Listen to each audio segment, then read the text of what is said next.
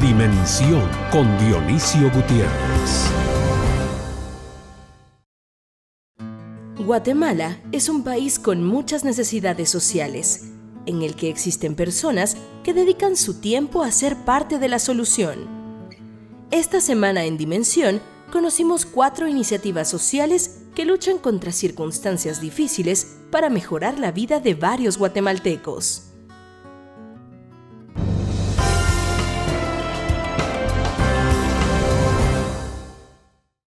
Bienvenidos al programa Dimensión. En esta noche queremos hablar sobre un tema sumamente importante que es el de proyectos sociales.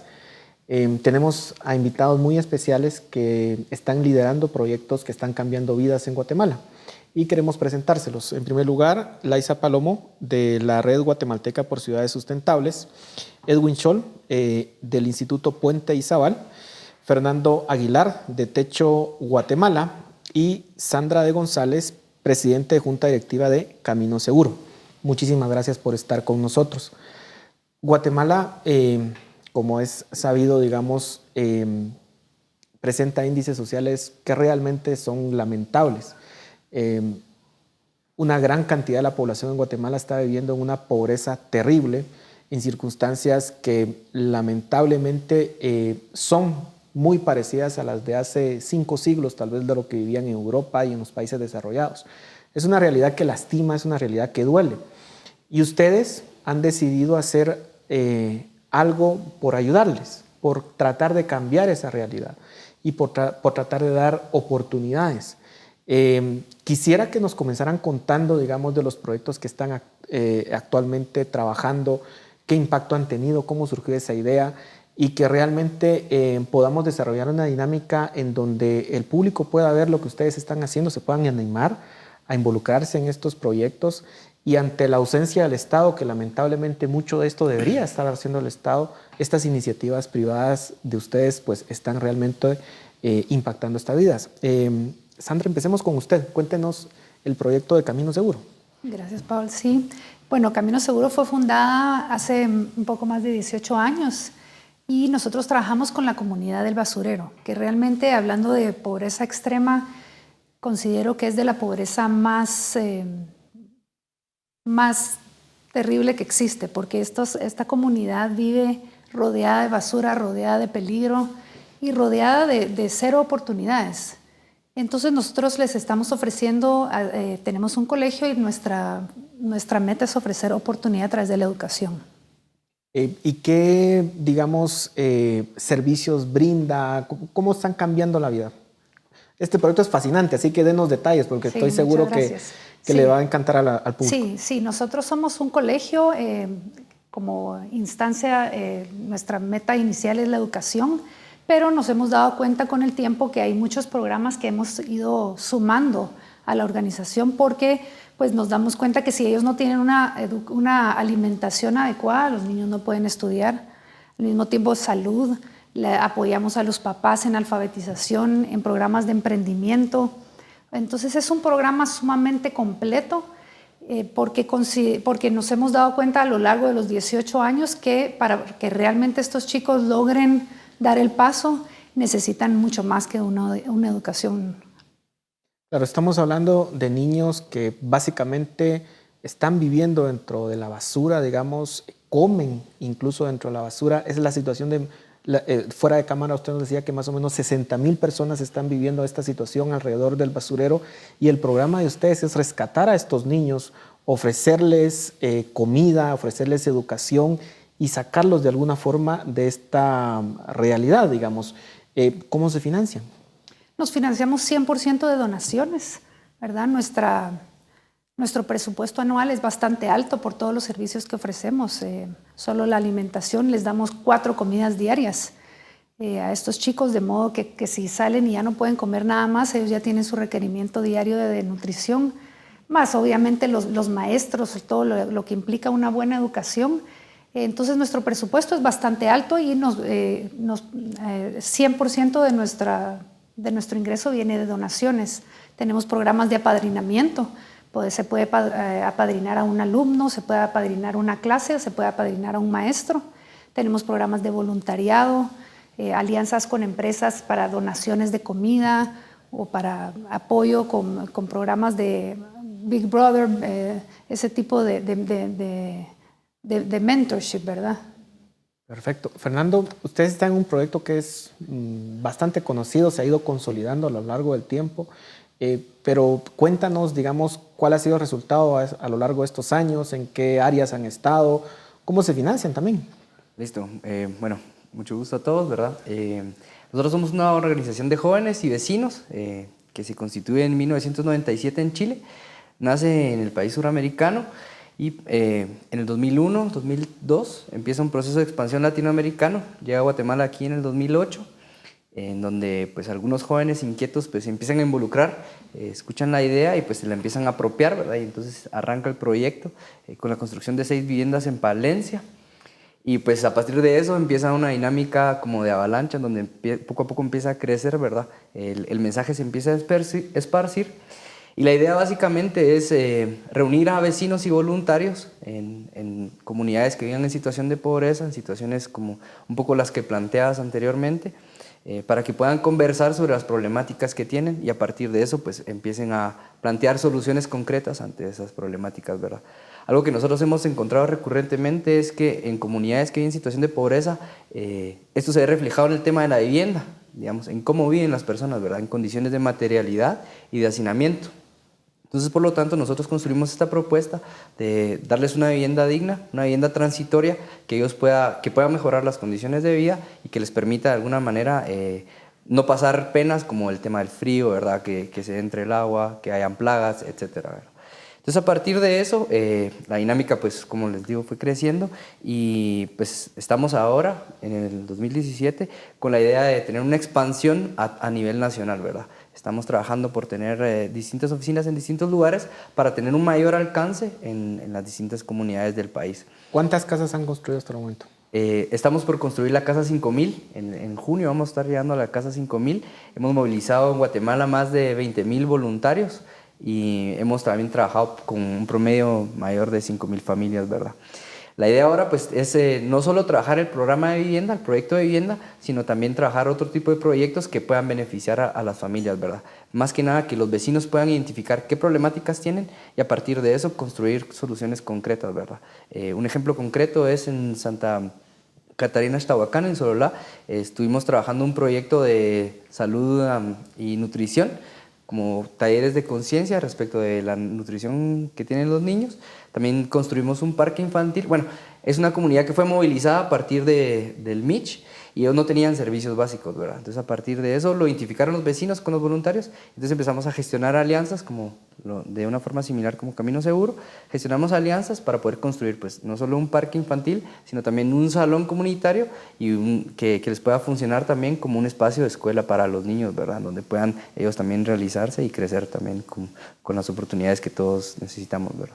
Perfecto. Edwin, el proyecto en el que estás trabajando y que ha sido básicamente el proyecto de vida que lo has convertido. Sí, muchas gracias por la invitación. Y este proyecto también está enfocado en temas de educación y básicamente lo que nosotros estamos haciendo es un esfuerzo por llevar educación pública de excelencia a comunidades rurales. Nosotros consideramos que la educación de excelencia no debería ser, digamos, un privilegio de algún modo únicamente para áreas urbanas o para determinados estratos, sino que consideramos que realmente para precisamente evitar o reducir esas brechas que existen en el país, podamos abordar el tema de la educación. Entonces, desde 2014 empezamos con este esfuerzo en Izabal, en mi comunidad que se llama Punta Brava, y lo que hacemos es brindar en este momento los 3 grados de ciclo básico en una comunidad que es pequeña, 350 habitantes, pero que sirve de punto de encuentro a otros pequeños poblados. Entonces, realmente el instituto, ¿verdad? Empezó como un compromiso realmente por apoyar y un lugar, solo para poner el contexto, en donde no existía una escuela, para empezar, ¿verdad? Exacto, sí. Eso básicamente como fue la situación que a mí me tocó vivir también. Es decir, cuando salí de la primaria y quería seguir estudiando, pues tuve que salir de mi comunidad, ¿verdad? Y con becas y todo seguir estudiando porque no había un instituto más allá de la primaria. Entonces, 7 años más o menos después, resulta que la situación seguía de manera similar, ¿verdad? Entonces, de ahí fue donde se motivó o se originó esta idea de abrir un instituto, ¿verdad? Entonces, lo empezamos a hacer, estamos atendiendo más o menos a 30 estudiantes en los 3 grados de básico provenientes de 5 pequeños poblados, incluyendo Punta Brava, ¿verdad?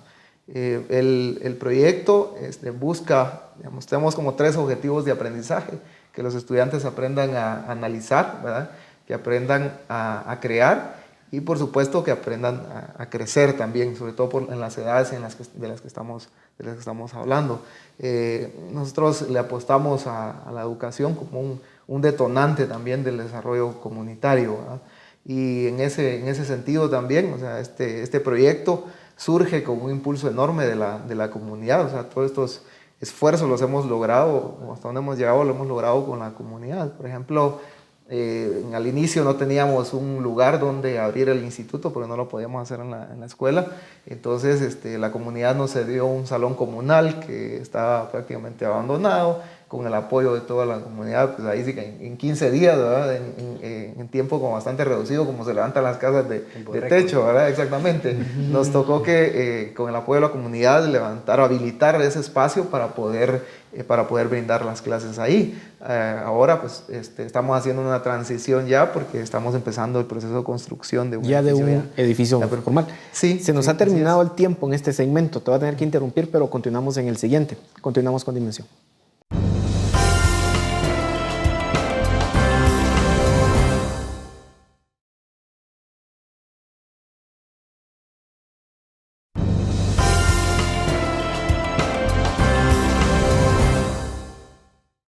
Seguimos en Dimensión hablando sobre proyectos sociales que realmente están cambiando la vida de muchos guatemaltecos. Edwin, te interrumpimos en ese proyecto, esta segunda fase que estás llevando, digamos, de construir ya unas instalaciones propias del instituto. Sí, ha sido todo esto un proceso, digamos, donde cada vez se ha ido pues, entusiasmando de plano, porque eso no ha sido un esfuerzo individual, sino que ha sido un esfuerzo de equipo de maestros que han empezado como voluntarios, ¿verdad? Y que después poco a poco hemos ido consiguiendo donaciones para sostenerlo, y de la comunidad, ¿verdad? Que se ha sumado de manera impresionante, creo yo. Entonces, el año pasado, en el 2016, nos donaron un terreno para poder construir, y ya a finales de 2016 empezamos el proceso de construcción de nuestro primer edificio, ¿verdad? Entonces estamos en ese proceso en este momento, ¿verdad? Iniciamos la construcción y estamos recaudando más donaciones para poder completar esta primera fase. Perfecto. Laisa, el proyecto que ustedes están desarrollando, cuéntanos. Bueno, nosotros somos la Red Guatemalteca por Ciudades Sustentables. Es un proyecto que inicia con una fanpage en el 2014. No sé si se acuerdan que estuvo rondando en redes una imagen de cómo era la construcción en el área de Cayalá y cómo eran unos años anteriores. Fue muy famosa y ese fue como el boom, digamos, que tuvimos en Facebook. Y a partir de eso surgieron las ganas de querer llevar el mensaje de cómo se viven en ciudades en el resto del mundo, siempre en temas de sostenibilidad. Entonces, los fundadores, que es Rudy Herrera y Alejandro Rivera, fueron invitados por una red de colegios porque sabían, digamos, ¿verdad?, que estaban dando este tipo o que estaban interesados en este tipo de temas, a que dieran unos recorridos a unos estudiantes que venían del extranjero. Así comienza una planeación que se convierte en un programa un año después, en el 2015, que es el programa de la ciudad a pie. Ese es como uno de los grandes productos que tenemos ahorita y es donde nos estamos concentrando. Se lanza el 8 de marzo, nos recordamos porque es el Día de la Mujer, y inicia con el recorrido que tenemos llamado Campos Elíseos. Es un recorrido gratuito que busca ser educativo, especialmente para guatemaltecos, con la idea de presentar cómo es la ciudad, o sea, cómo se siente caminar en la ciudad, con la idea de dar este sentido de pertenencia que no tenemos los guatemaltecos la mayoría de casos en las ciudades. Así comenzamos el 2015 y a finales, el año pasado, iniciamos el segundo recorrido, que es el que llamamos del corazón cívico. Nos vamos a zona 1. siempre con la misma idea, ¿verdad?, de presentar movimientos arquitectónicos que tenemos, espacios públicos que hay, que el guatemalteco pasa de largo todos los días mientras va en el vehículo y que no sabemos que tenemos esos espacios y que no han sido tomados. Al final es una especie de sensibilización, digamos, para que podamos comprender la ciudad en la que vivimos. ¿Qué es lo que les ha motivado a ustedes a involucrarse en este tipo de proyectos, digamos, que realmente están cambiando esas vidas? Porque al final de cuentas, la mayor parte de personas vive, digamos, en un sentido de alcanzar ciertos objetivos en la vida, digamos, de un proyecto de vida que tiene que ver más desde el ámbito de metas personales, más que dedicarse a decir, bueno, tengo esta realidad y quiero transformarla. ¿Qué es ese chispazo en ustedes o por qué llegan a involucrarse en estos proyectos? Empecemos contigo, Fernando. Listo. En un principio pues nace como una curiosidad, así, ¿qué es esto, verdad? ¿Qué es lo que está pasando? Leí un artículo en la Prensa Libre y pues me inquieté, vamos a participar, vamos a conocer. Entonces empecé a compartir la primera construcción con una familia, soy sincero y confieso esto, no construí en la primera vivienda, me dediqué a jugar fútbol con los niños y pues surgió un cuestionamiento así bien fuerte, ¿verdad? Sí, porque ellos aquí a 1 hora de donde yo vivo están en estas condiciones, ¿verdad? Y yo ¿qué hice yo para tener unas condiciones distintas, lograr ir a la universidad, etcétera?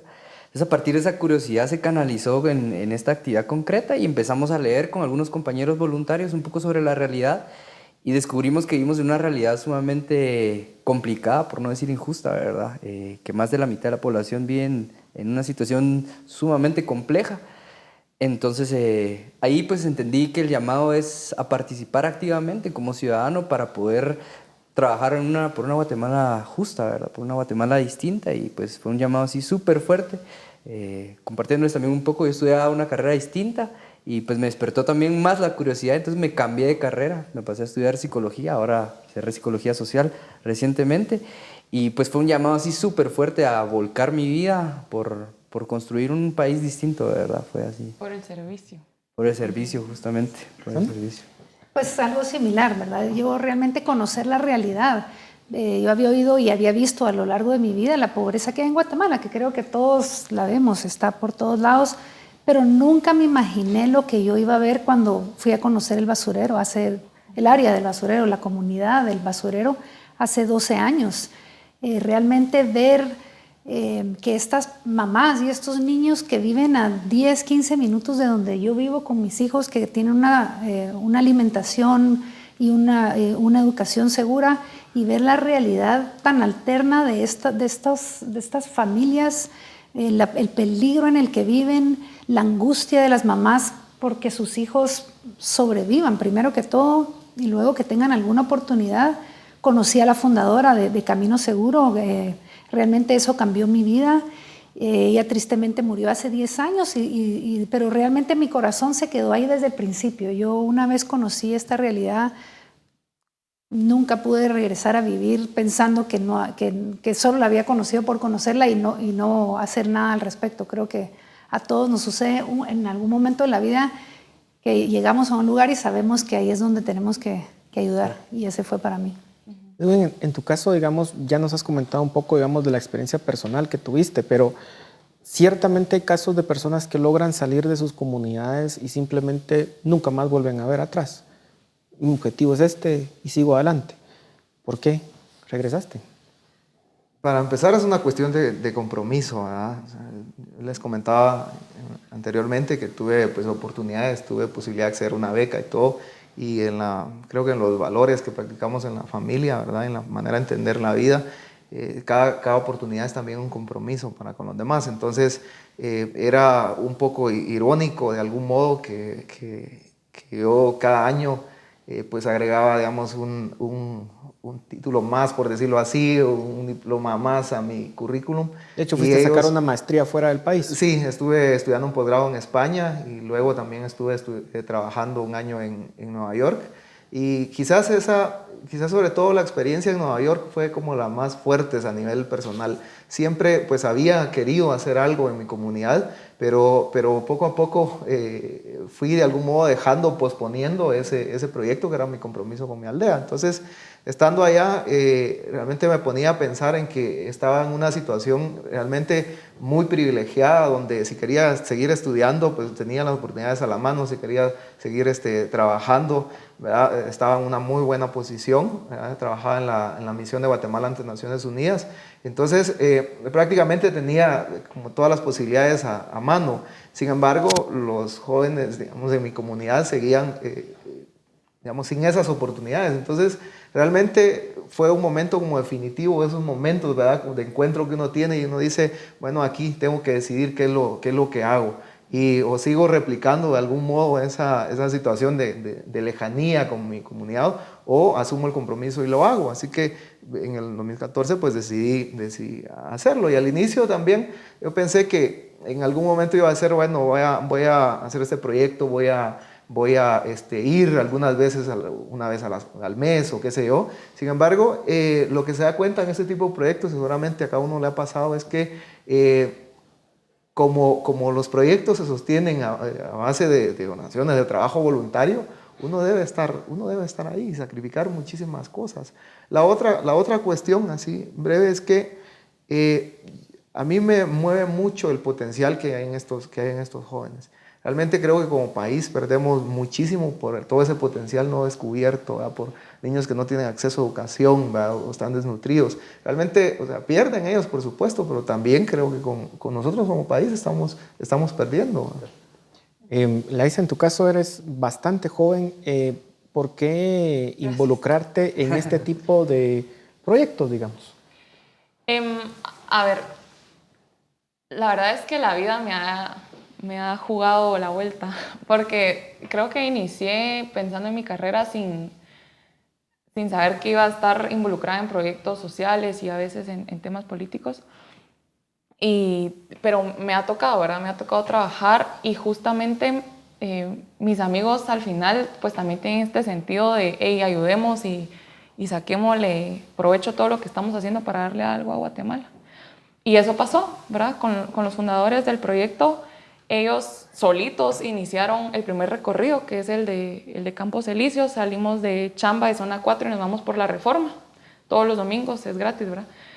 Y nos invitan a sus amigos, mucha vénganse, conozcan lo que estamos haciendo.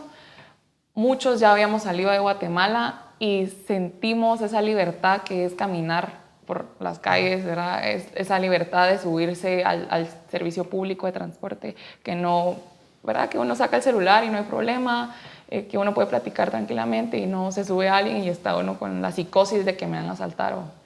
Entonces, cuando llegué al recorrido, yo dije, puchis, yo tengo que hacer que más guatemaltecos sientan que es caminar por la ciudad, o que al menos entiendan la necesidad de espacios públicos, no solo porque qué bonito salir al parque y donde podemos hacer el picnic o leer, sino porque es algo importante para una ciudad tener espacios de cohesión social. Y si no rompemos ese ciclo de inseguridad, o sea, si no salimos a las calles, no vamos a romper que yo voy sola caminando con pánico, con la bolsa enfrente de mí, ¿verdad? Porque no hay nadie más alrededor mío que nos ayude como a disminuir este sentido de inseguridad. Y así fue como comenzó. De hecho, Guatemala es de los países latinoamericanos que tal vez tengan muy pocos espacios públicos para poder integrar Exacto. Diferentes clases sociales, por llamarlo así, aunque de pronto no es el término correcto, pero digamos, ese sentido de cohesión lamentablemente no está presente. Pero quisiera también que pudiéramos reflexionar cómo hacer para que más guatemaltecos se involucren en este tipo de proyectos, pero se los dejo para el siguiente segmento. Continuamos con Dimensión.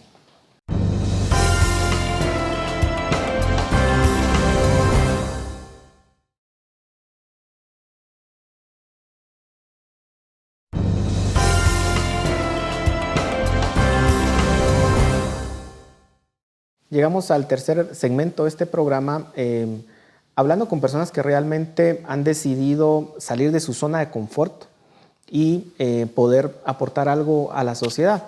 Digamos, esa esa forma de ver al mundo, digamos, en donde simplemente no soy solo yo y mis circunstancias, sino que también incluye a la sociedad y tengo la capacidad de la empatía, digamos, es algo que nos hace falta a los guatemaltecos, a la mayoría. Es la realidad que estamos viviendo, producto posiblemente de una insensibilidad ante las personas más necesitadas que están en medio de la ciudad, como es el caso del proyecto que ustedes están manejando, digamos, y cuáles son las perspectivas de una sociedad en donde la mayoría de ciudadanos procuran realmente cambiar las circunstancias de sus semejantes. Empecemos con usted, Sandra. Gracias. Yo sí creo que cada vez hay más conciencia, lo cual a mí me alegra muchísimo y lo he visto. 18 años llevamos nosotros y cuando yo entré al proyecto, 100% de nuestros voluntarios eran extranjeros. A la fecha, más de la mitad son guatemaltecos y cada vez vemos a las personas que realmente se quieren involucrar más. Ustedes lo ven con los jóvenes que los apoyan y todo. Entonces creo que el país en ese sentido está en una dirección positiva. Por supuesto hay mucho más que hacer, pero lo importante, creo yo, es que nos demos cuenta todos de que no es algo gigante lo que tenemos que hacer. A veces pensamos que para cambiarle la vida a una persona o a varias personas tenemos que ser heroicos y hacer cosas increíbles, y no es así. Realmente con algo pequeño que demos, un momento de tiempo, un poco de dinero, no necesitamos hacer cosas fuera de este mundo para empezar a cambiarle la vida. Muchas veces la gente lo único que quiere es sentirse que le importa a alguien más.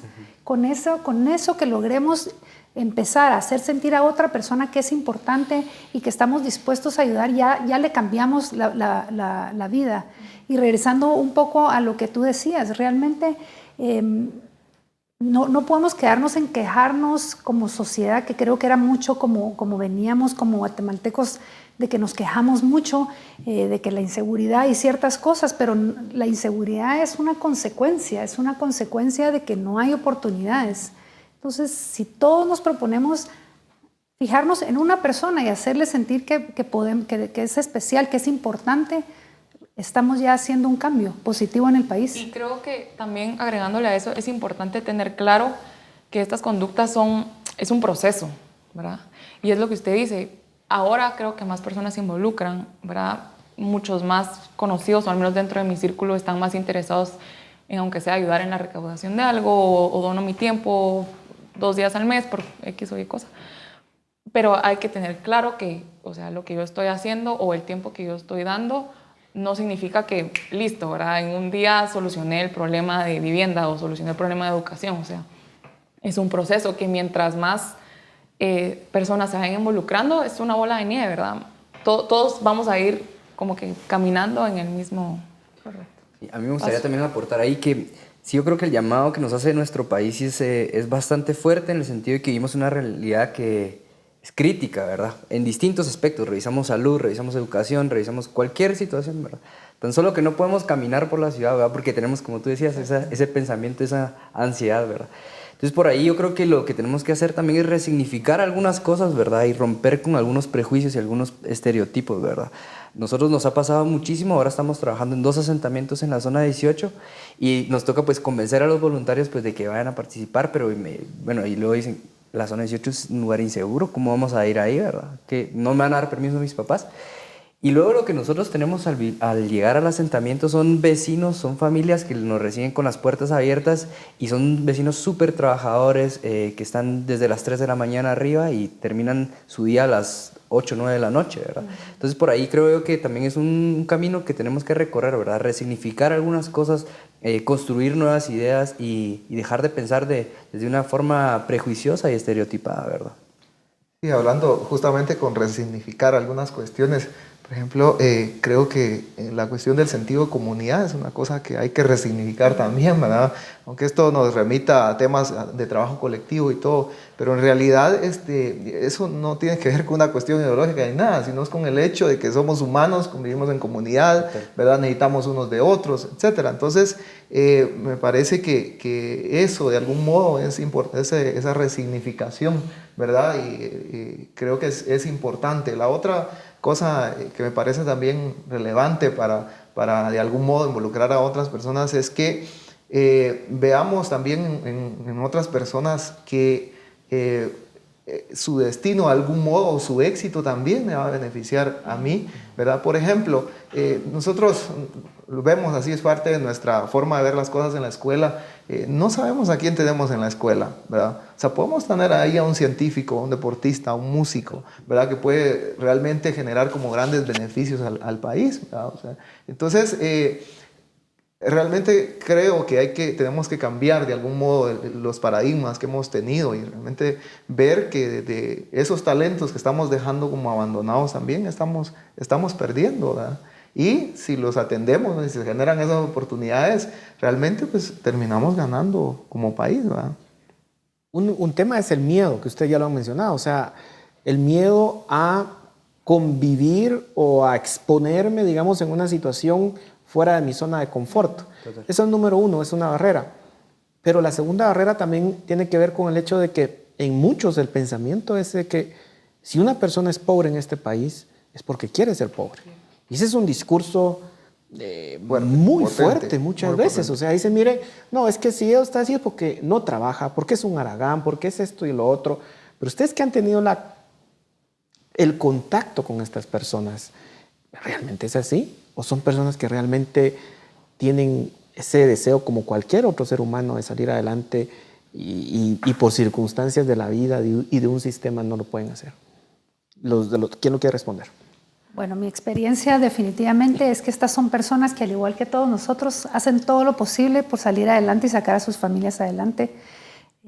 Como usted mencionaba, empiezan a las 4 de la mañana, estas personas ya están viendo en qué tipo de trabajo, cómo se ganan un centavo, a veces en los trabajos más tristes, como recolectar basura, ¿verdad? Y a pesar de eso, usted los ve con una sonrisa en la cara. Entonces, realmente eso lo inspira a uno. ¿Cómo es posible que estas personas que vienen en circunstancias en las cuales durmieron en un piso con lodo, luego fueron a recolectar basura, todavía sonríen, abrazan a sus hijos y quieren lo mejor para ellos?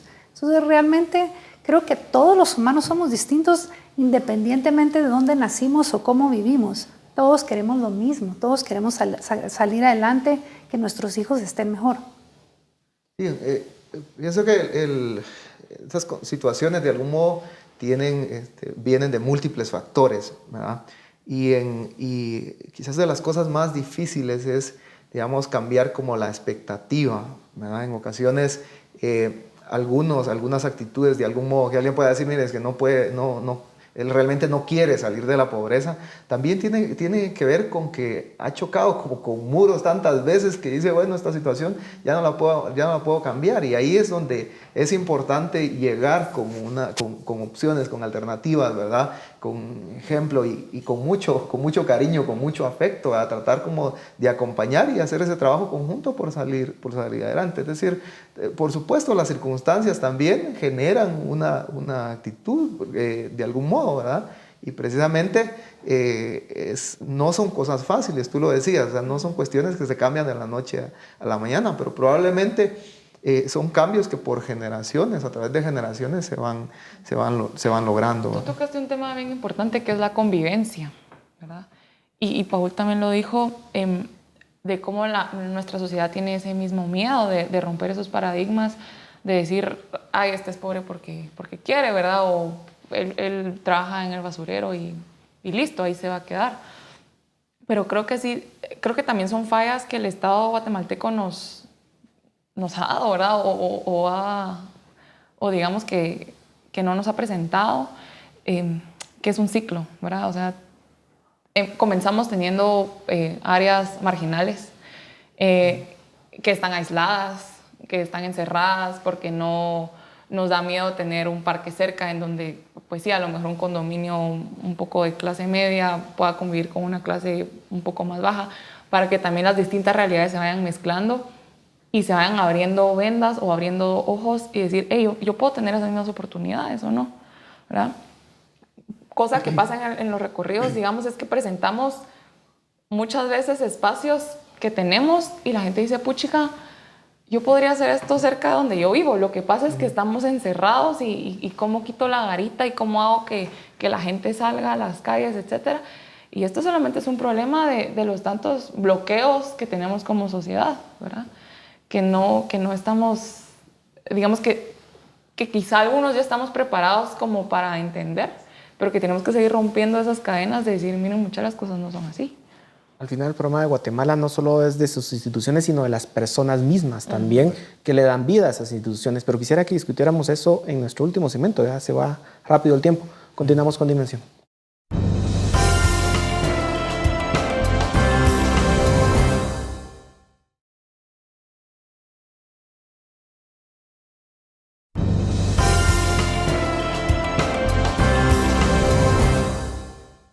Llegamos al último segmento del programa de esta noche hablando sobre los proyectos sociales y sobre las motivaciones y reflexionando también sobre el tema de la cultura que tenemos como guatemaltecos y que la hemos construido. Al final, la indiferencia también hace mella en un país. Y hace poco, digamos, acaba de pasar la tragedia en el Hogar Seguro y este tipo de circunstancias que a veces encienden las alarmas y nos hacen de pronto actuar, pero luego parece que llega la normalidad. ¿Cómo realmente penetrar en lo más profundo de la sociedad para ir cambiando una realidad que nos atañe a todos realmente? Fernando, empezamos contigo. Listo. Justo estaba como reflexionando esta pregunta de tesis que tiras, ¿verdad? De privado, de una maestría. Y bueno, pues yo creo que también desde una perspectiva un poco idealista y utópica, creo que tiene que ver mucho con los valores que nosotros vivimos y cuando digo idealista, pues estoy hablando del amor concretamente, ¿verdad? Quizás suena súper romántico, pero creo que tiene que ver en qué fundamos nosotros nuestra sociedad, nuestro país, ¿verdad? Y mucho resalta eso, ¿verdad? Está fundado en el miedo, en la separación, ¿verdad? En la discriminación, en el prejuicio, en el qué me va a pasar si yo voy a una realidad que es insegura, a un espacio como el basurero, ¿verdad? ¿Qué va a suceder con mi vida? Y si nosotros replanteamos nuestra vida y nuestro diario hacer a partir del amor, creo que tendemos también a las personas desde otra perspectiva, es una perspectiva humana, creo yo, ¿verdad? Entonces por ahí creo que es lo que tenemos que empezar a hacer, no solo a través de la educación, sino a través de espacios en donde podamos compartir y coincidir todos, ¿verdad? Donde podamos encontrar y vernos a los ojos y platicar, ¿verdad? No solo hablar sobre esos temas que nos duelen, sino también hablar de qué podemos hacer ante estas problemáticas, ¿verdad? Porque tenemos una posibilidad y es una posibilidad linda, ¿verdad? Y que es lo que genera esperanza al final del día, ¿verdad? Entonces creo que por ahí encontrarnos en espacios como estos, como otros, ¿verdad? En la plaza, en el caminar, ¿verdad? O en los proyectos concretos en donde estamos. Por ahí. Sí, pienso que el rol de lo público que mencionabas también es importante incluirlo. Y cuando hablo de lo público no necesariamente es únicamente temas de Estado, ¿verdad? Por supuesto, es un actor que puede propiciar esos espacios como públicos, pero el público es la escuela, ¿verdad? Pero realmente estamos viendo a escuelas como distintas, la escuela no nos está dando esa posibilidad de generar esa convivencia de algún modo entre personas de diferentes medios. El transporte también, o sea, el transporte público en realidad, uno lo ve en otros países y es un espacio donde conviven realmente gente de toda posibilidad económica, de diferentes ambientes. Y la otra cuestión que creo que es el trabajo que ustedes están haciendo mucho es el tema de los espacios puramente públicos, ¿verdad? Por ejemplo, no tenemos parques, ¿verdad? En las ciudades vemos las ciudades y realmente lo que construimos son barreras, son garitas, ¿verdad? Cada vez más. Hace poco a mí me llamó muchísimo la atención que, por ejemplo, en el Parque de la Industria, ahora que se está pensando como remodelar, se está pensando como un centro de convenciones, ¿verdad? ¿Por qué no se plantea, digamos, ahí un parque, un espacio público donde puedas unir las zonas estas 10, 14, etcétera, con las zonas 13, ¿verdad? Con todas las otras zonas que están tan cerca, por ejemplo, de un proyecto como el basurero, ¿verdad? O sea, es decir, creo que tenemos que repensar de algún modo esos espacios de encuentro, ¿verdad? Porque de lo contrario vamos a seguir como reproduciendo estas separaciones, ¿verdad? Y es que esto es voluntad política, porque digamos, desde algo tan sencillo como respetar las cuestiones del plan de ordenamiento territorial, las áreas G1, G0, que son especialmente para espacios públicos. O sea, digamos, con que las municipalidades, primero, tengan alianza entre ellas, ¿verdad? Porque ahorita vivimos, pues, cada municipalidad jala por su lado, tengan una alianza entre ellos, podamos reconstruir, digamos, la idea de un transporte público mejor. que los nuevos proyectos de construcción tengan espacios públicos. Un claro ejemplo es Zona 4, cómo eso ha cambiado, ¿verdad? Cómo un edificio ahora sí o sí tiene que tener un área de banqueta grande o una jardinización para eventos, una cuestión como esa. Y aprovechar los espacios que ya tenemos. O sea, sí tenemos parques, lo que pasa es que no son aprovechados o no de la manera que podrían hacerse, porque, por ejemplo, en otras ciudades los espacios o los parques grandes pueden ser apartados por ciudadanos. O sea, yo puedo hacer ahí un cumpleaños, si yo quiero. Reservo un área del parque y listo. Pero aquí en Guatemala las embajadas lo hacen porque el parque, o sea, porque el área de Costa Rica ahí en las Américas, por ejemplo, está cumpliendo años, entonces están haciendo una celebración. Pero cuando algunos de nosotros hemos dicho, hey, voy a hacer un evento ahí, ¿verdad? Entonces, digamos, están presentes, pero ausentes dentro del rol que tenemos en la sociedad. Entonces, mientras podamos abrir esas áreas que tú decís, transporte, una ciudad desarrollada no es en donde hay más carros. Tenemos 2.5 millones de automóviles pasando en la ciudad todos los días. ¿Para qué queremos más, verdad? Mejor mejoremos el transporte en donde un trabajador de clase media puede sentarse a la par de un obrero tranquilamente, porque las oportunidades que las dos personas tienen son dignas, ¿ya? Y eso los hace poder convivir y verse a los ojos con amor. O sea, no necesitas un esfuerzo titánico, pues, ¿verdad? Empieza con pasos pequeños. Yo creo que mi esperanza absoluta de que el país prospere está en que todos nos quitemos la indiferencia, ¿verdad? La indiferencia que hablaban. Si todos nos damos cuenta que somos iguales, que si nos conocemos en los espacios públicos, en las distintas, tanta organización linda que hay en Guatemala y nos vemos a los ojos, nos damos cuenta que todos somos personas y que si nos damos oportunidades unos a otros, porque creo que el prejuicio viene de ambos lados. A nosotros nos sucede con nuestros jóvenes que terminan de estudiar y quieren ir a trabajar y no los contratan porque vienen de cierta área.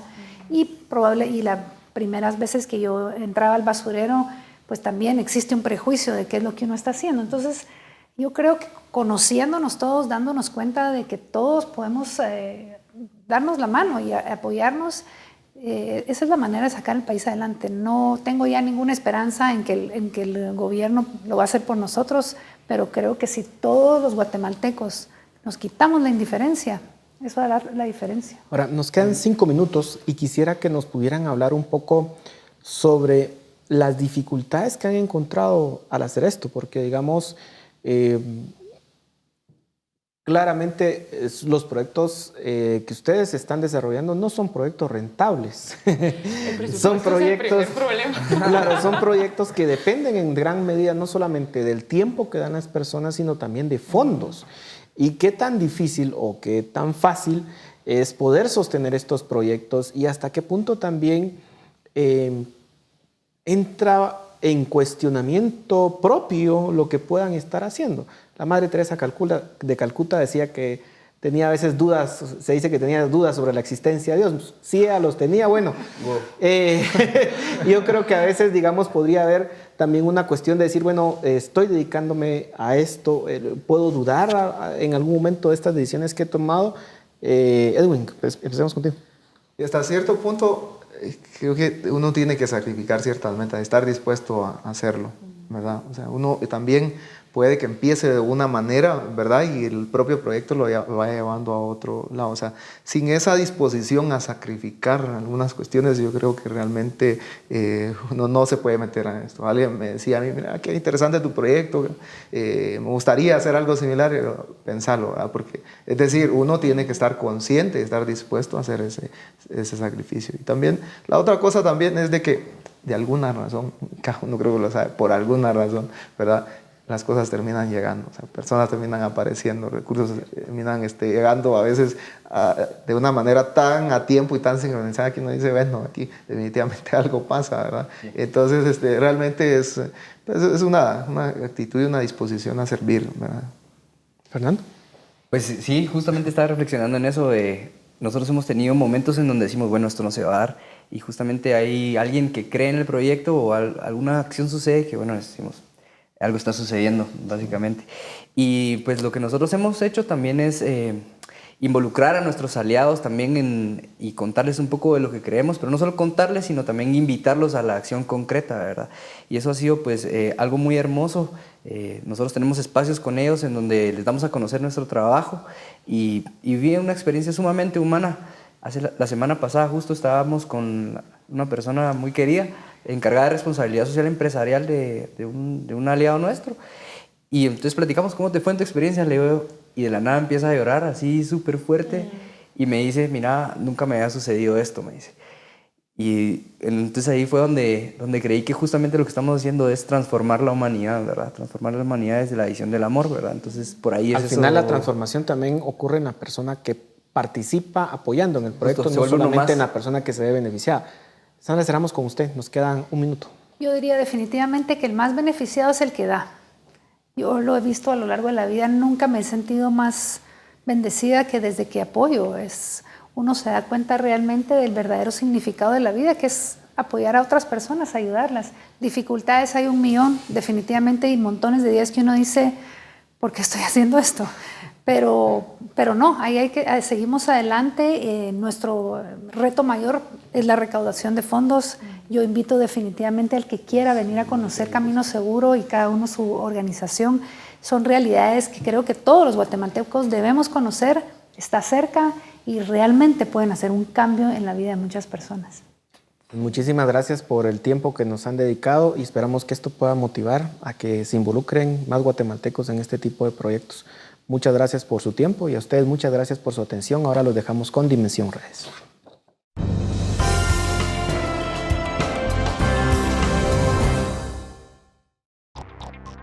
Pedimos a nuestros amigos en redes sociales que nos contaran sobre algún proyecto social que esté teniendo un impacto positivo en Guatemala.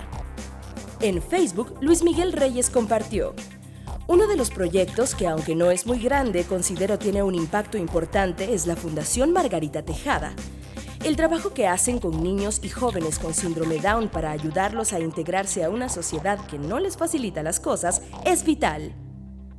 José Castros también comentó: Remar inició su gestión en Guatemala en 1992. Sus siglas significan Rehabilitación y Reinserción de Marginados. Atiende a todo tipo de personas, sin importar la edad, sexo, religión, estatus económico, raza, etc. Fundación Remar es una ONG que tiene abiertas sus puertas de día y de noche, adquiriendo un compromiso con los más necesitados, canalizando recursos humanos y económicos que permiten ampliar las expectativas de futuro de todas estas personas. A estas personas se les viste, alimenta, educa, se les proporciona el cariño que necesitan y se les capacita en talleres formándolas como personas de bien.